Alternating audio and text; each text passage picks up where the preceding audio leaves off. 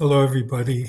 Our parsha includes a story of the genealogy of Aaron and Moshe. Ve'ele toldot Aharon and Moshe, but the whole world ponders the question that after the introductory pasuk, here are the generations of Aaron and Moshe, nothing is said about Moshe's offspring. We only read Ve'ele Shemot B'nei Aharon. Why is that so? So the Gemara in Masechet Sanhedrin raises this question and suggests Kol hamelamed ben chavero Torah ma'aleh alav hakatuv ki'ilu yilado. Anyone who teaches someone else's child Torah is considered as if he had parented that child. Aaron yalad u'Moshe limeid, whereas Aaron was the one who is the biological parent, it is Moshe who taught Aaron's children Torah. Therefore, it can be aptly said, Ve'ele toldot Aharonu Moshe, these are the offspring of Aaron and Moshe. Similarly, by the way, there is a Gemara in Masechet Megillah that teaches that Kol HaMegadel Yatom V'Yitoma B'toch Beito, anyone who raises an orphan child in his home, Ma'aleh alav hakatuv ki'ilu yilado. Rav Shlomo Kluger, in his opening comments in Even HaEzer Shulchan Aruch, raises a very interesting question. With someone who doesn't have biological offspring of his own, who teaches someone else's child or children Torah, or raises orphans in his home, would he be considered to have fulfilled the mitzvah of pru urvu, or do we say that ki'ilu yilado is not to be taken literally, but rather in a laudatory manner? It's a wonderful thing to teach someone else's child Torah or to raise an orphan in one's home. And Rav Shlomo Kluger points to a machloket between two commentaries on the Torah and the Shulchan Aruch, the Drisha and the Taz.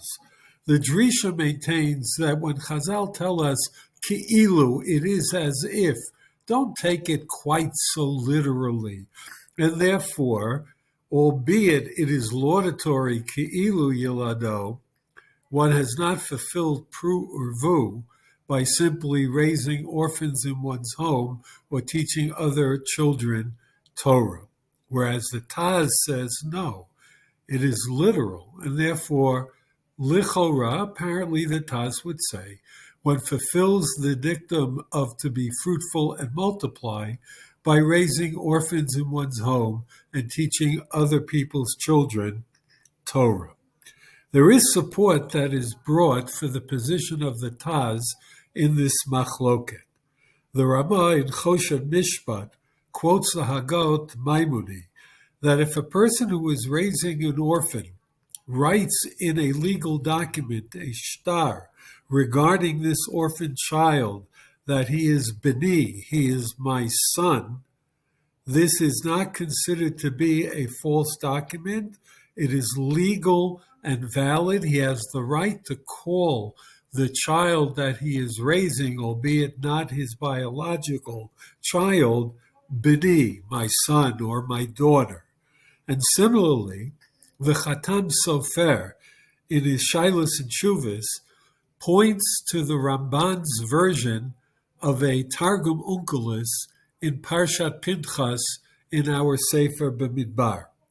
There too, in a genealogical section, the Torah tells us V'shem bat Asher Sarach.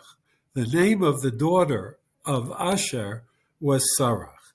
Now, in our version, in our Chumashim, the Targum Unkelos text reads literally those words. The name of the daughter of Asher was Sarach.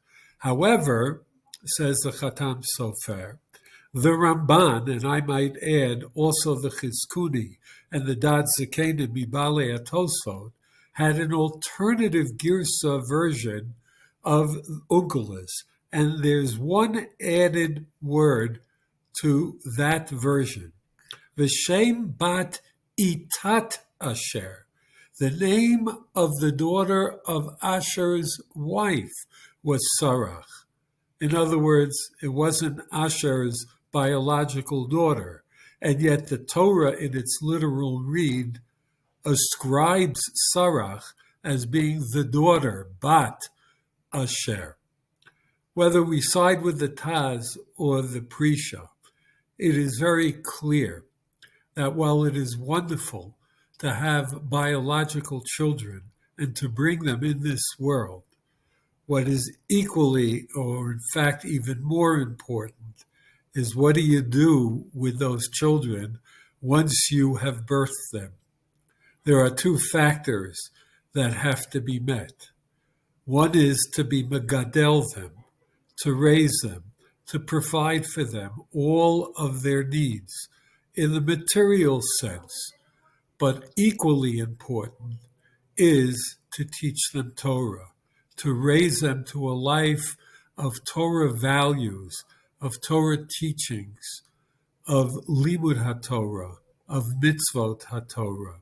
Both of those make birthing children all the more worthwhile. Shabbat Shalom.